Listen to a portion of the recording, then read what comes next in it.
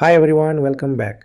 In this lecture, we're going to learn about the difference operation in Python sets. This is extremely helpful when you want to find out what's in one set but not in the other. For example, imagine you have a list of students who registered for a class and another list of those who attended. With the difference operation, you can easily find out who didn't show up. In Python, we can do this using either the difference method or the minus symbol. Let's walk through it step by step.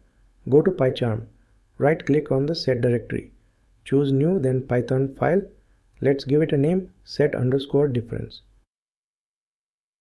Let's first create two sets.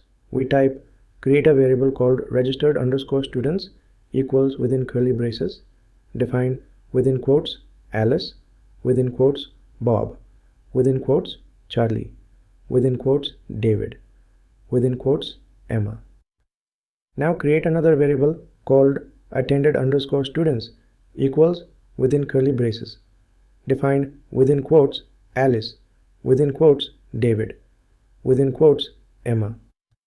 Let's print both sets using print function, within quotes registered students comma registered_students.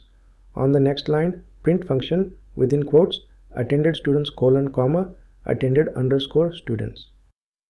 Now run the program and you will see both sets displayed. Perfect.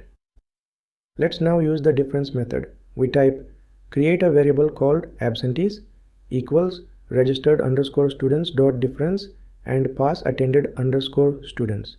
Now print function within quotes students who were absent comma absentees. Run the program.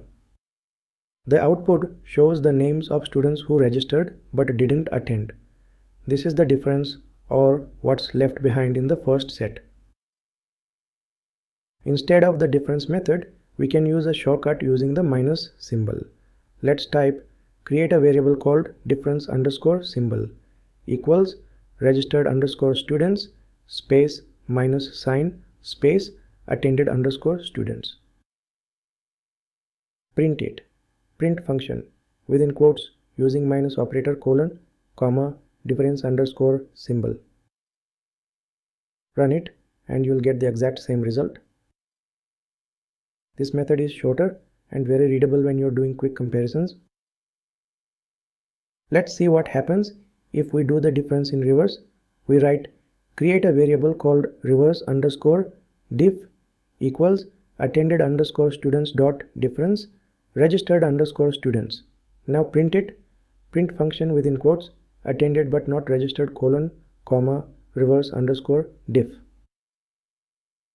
Now run the code.